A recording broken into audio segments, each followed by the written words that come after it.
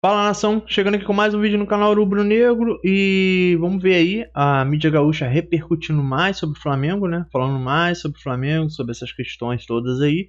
E também separei um corte do Opina Porco aqui, trazendo notícias fresquinhas sobre a contratação que o Flamengo está fazendo agora do jogador da Itália, que eu vou deixar aí para vocês verem como surpresa, ok? Créditos vai estar na descrição. Verifique se você está inscrito no canal. Deixa esse likezinho aí, que não custa nada. Valeu, vai me ajudar muito aqui. E vambora lá, que aqui eu não enrolo. Mais alguns assuntos, deixando a esfera de time e indo para os bastidores sobre transferências. A primeira questão, o Flamengo insiste pelo Vitão, né? Ontem até o Wagner trouxe a informação aqui durante o Sala também. Aumentou a proposta? Não tem um relato que tenha aumentado a oferta, né? O que a gente tem apenas de uma oferta feita pelo Flamengo na última semana de 6 milhões de euros, mais o alívio da dívida que o Inter tem de 4 milhões e meio pelo Thiago Maia. O que eu fiquei sabendo hoje é o seguinte: o Inter colocou o seguinte pro Flamengo: o Inter não quer que a dívida seja perdoada, por quê? Primeiro, o Inter atrasou 3 parcelas e já está tentando quitar essa dívida em breve. E o Inter tem essas últimas 7 parcelas programadas, previstas... Para 3 anos, né? Até 2027. Isso. Ou seja, o Inter falou: Flamengo, quer levar o Vitão? Faz uma proposta muito maior do que esses 6 milhões de euros. Na casa dos 12 milhões de euros foi o que eu escutei, aproximadamente. Então, um valor bem maior. E a dívida a gente vai pagando conforme o planejamento que já foi acertado lá atrás. Aqui são duas coisas. O Internacional tem todo o direito do mundo, detentor dos direitos federativos e com contrato em vigor do jogador, de dizer ao Flamengo: não vendo. Mas tem também uma fragilidade. Não em relação às parcelas que estão a vencer, mas em relação ao que já atrasou, combinado com os não pagamentos em relação a outros jogadores de outros clubes. O Inter vai ficar tanto mais forte como negociador nesses casos quando tiver a solução das suas dívidas, que não é pagá-las, pode ser repactuá-las. O problema é estar em aberto. Em aberto você fica vulnerável. Por que o Inter não diz pro Flamengo: Flamengo, não vamos vender para vocês o Vitão? Por quê?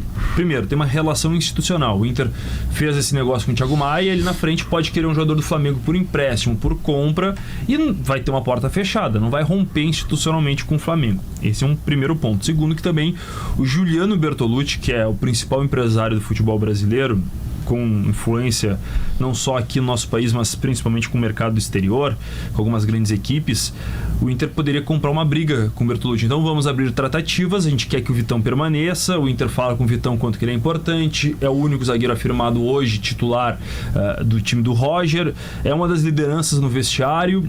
O Inter mudou a numeração, trata de até nas redes sociais ter um cuidado de valorizar o Vitão, porque não quer perdê-lo, principalmente para um adversário brasileiro. Então o Inter não fecha as portas, mas o Flamengo vai ter que subir muito qualquer oferta financeira e praticamente pagar à vista e por um montante bem superior para tirar o Vitão do Beira-Rio, pela importância desse jogador. E o Inter tenta sinalizar para o Vitão: Vitão, daqui a pouco no meio do ano a gente pode te liberar por um valor que nos satisfaça, talvez, mas não para o Brasil. Mas que a melhor janela é Só que é o seguinte, até eu estava acompanhando alguns colegas lá do Rio de Janeiro, influencers, tudo. Ninguém garante que o Vitão vai chegar no Flamengo e vai ser titular. Claro que não. É o Léo Pereira e o Léo Ortiz, hoje a zaga. Muita gente lá, flamenguistas, eu não tô entrando nesse mérito aqui. Então até isso é levantado nos bastidores. O Vitão vai pra lá, daqui a pouco chega o Danilo também, e o Vitão não tem a sequência no Flamengo. A direção do Inter não vai liberar o Vitão. Não, o Inter não quer liberar. E assim, esse ponto é que nem quando certo. Quero te convidar pra ir numa janta. Mas aí tu tem que ir até Bagé, passar em Caçapava. Bom. A janta é em Porto Alegre, mas tu tem que ir até Bagé, pegar os talheres, ir a Caçapava, pra depois voltar a Porto Alegre. Ou seja, eu tô tornando inviável a tua ida na janta. Mas eu tu vai ter que querer ir muito. Ou seja, o Inter tá tornando completamente inviável a negociação com o Flamengo. Tem um negócio só que eu queria saber mais sobre isso, tá? Sobre a questão do Vitão. O Vitão é uma oportunidade de mercado encontrada pelo Inter em cima de uma normativa da FIFA que obrigou os atletas... nada pagou.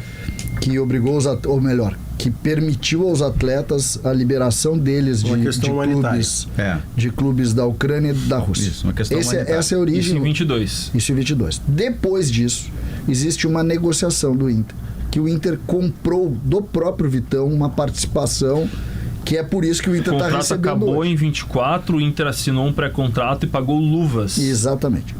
O que garante o Inter que possa hoje fazer isso. É detentor de 80% do vínculo do jogador. Por que eu faço essa Shakhtar ponderação? ficou muito incomodado com isso. Com toda razão, né? Vamos ser muito práticos aqui, com toda razão. O Vitão é muito grato ao Inter por isso, né? Porque Isso. ajudou a tirá-lo dessa zona de conflito. Isso, tá. Mas só vamos ser práticos aqui. O Shakhtar, de todos esses episódios aí, o Shakhtar é um dos clubes mais prejudicados do mundo, tá? Porque o Shakhtar perdeu todos os seus jogadores dessa maneira. Por causa da guerra. Tá, mas tudo bem, o Inter não tem nada a ver com isso, fez o que a lei permitia, tá tudo certo. Eu pergunto, sabe o que eu pergunto, Vini? Até que ponto o Inter não tem nenhum acordo verbal com o Vitão para uma eventual liberação dele? Enfim, até não imaginaria um clube brasileiro, mas uma transferência para a Europa, como de alguma maneira aconteceu com o Betis no ano passado. Para mim, essa é a grande discussão. Até que ponto existe um acordo do Inter para a liberação do jogador? Em cima, o Inter conseguiu contratar um jogador praticamente de graça. Eu preciso chamar o comercial em seguida? O que tu ia dizer? Não, aqui a informação é que o Vitão não quer sair. Então quer tá ficar resolvido. no Inter. Esse é o grande ponto. Nós estamos falando por quê aqui agora. Nós vemos, por exemplo, o Flamengo, que está fechando com o Danilo. E eu acho legal trazer esse caso de exemplo, porque é o contraste das duas contratações aí, dessas duas equipes. Porque o Danilo, ele é um jogador de seleção, um jogador que estava lá num time tradicional do futebol italiano, não é jogador que está escondido. Porém, ele tem 33 anos de idade. Ele optou agora por vir para o Flamengo, para jogar no Flamengo. Posição totalmente diferente que o Emiliano, mas vocês vão entender o tipo de comparação que eu estou fazendo. E aí, do outro lado, você tem o Palmeiras contratando um cara mais jovem, 25 anos, do futebol dinamarquês e desconhecido. Aí tem muita gente que olha e fala assim: ah, mas a contratação do Flamengo pelo Danilo, que vai vir de graça, hein? Danilo tá vindo de um time europeu de grande prateleira, de graça. De graça. O Palmeiras foi no futebol dinamarquês pra trazer um cara que ninguém conhece por quase 50 milhões de euros mais metas. Ainda tem metas. Se ele bater algumas metas aqui, o Palmeiras vai... Mas ainda, digamos assim, que se ele bater algumas metas e o Palmeiras tirar a mão do bolso e pagar os caras, a gente nem vai achar ruim, porque significa que o cara tá trazendo o resultado. Agora, o problema é se o cara chegar e estacionar no banco e ficar lá. Então, são duas contratações muito distintas, de perfis muito distintos. E muita gente fala: ah, um jogador de 33 anos também é o fim de carreira. Aqui no Brasil, a gente pegou o sentimento de vira-lata de achar que jogador de 33 anos é fim de carreira. Mas eu vou fazer algumas perguntas pra vocês e eu quero que vocês respondam aí. Felipe Melo chegou no Palmeiras e foi campeão com o Palmeiras e jogou bem pelo Palmeiras com quantos anos? Inclusive anunciou aposentadoria hoje. Anunciou aposentadoria com 41 anos de idade. Então você imagina com quantos anos ele já jogou no Palmeiras. Só por aí você já faz a conta. Zé Roberto foi campeão pelo Palmeiras, acho que ele já tinha mais de 40 anos, viu? Se eu não me engano, ele tinha 40, 41. O Hulk, se eu chegar com um contrato hoje e falar assim, ó, contrato do Hulk para jogar essa temporada pelo Palmeiras, vocês vão querer? Eu aposto que 90% do torcedor palmeirense vai querer. Pessoal, o jogador de 30 e poucos anos pra cima, que é o fim de carreira, é aquele jogador que não se cuida.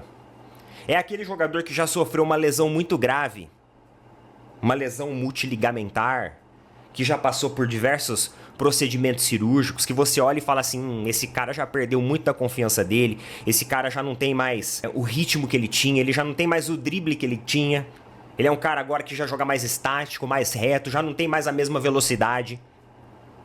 Agora, quando você pega um cara, 33, 32, 34, 35...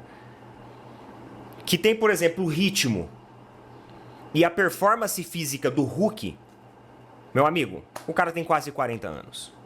O Cristiano Ronaldo, mas aí a gente tá falando de um cara de outro planeta, né? Vai fazer 40 anos agora em fevereiro. Mas tem gente que fala que ele só tá fazendo gol e tá jogando só porque é lá na Arábia.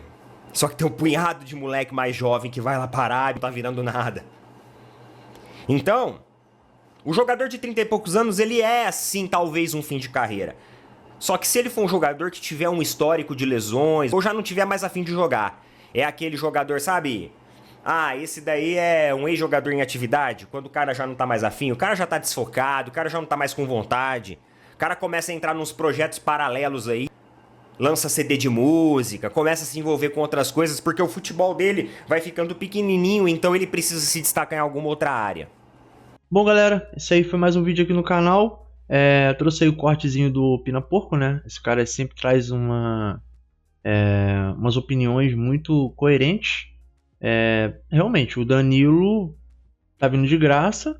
Vamos ver se ele vai jogar realmente. Tá vindo realmente de um escalão do topo lá da Europa. Mas também não é tão de graça assim não, né? Porque esses caras, a luva deles são alta. Salário, etc. Mas tá vindo de graça, né? Não vai gastar tanto assim.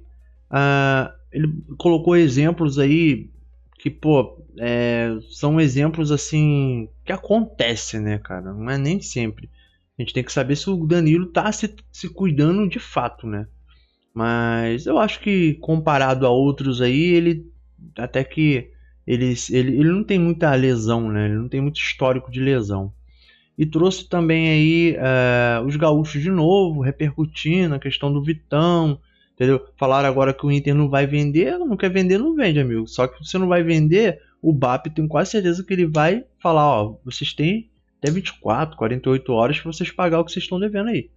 Não vai pagar não? Aciona a FIFA, dá transferban, entendeu? Não vai poder contratar ninguém enquanto não vai poder continuar fortalecendo o time deles enquanto eles não pagarem. E tá correndo juros. A cláusula lá corre juros do montante. Montante de 4 milhões. Entendeu? Então é pior para eles mesmo, né? Mas eu tô achando que esse jogador, o Vitão, ele vai meio que pressionar, né? O Inter e talvez ele venha. Não sei ainda, né? Escreve aí o que vocês acham nos comentários. Então esse aí foi o vídeo. Espero que vocês tenham gostado. Se gostou, deixe esse like aí. Valeu! Verifica se você está inscrito no canal, os créditos vai estar na descrição. Eu vou nessa. Um grande abraço a todos, valeu, falou e fui!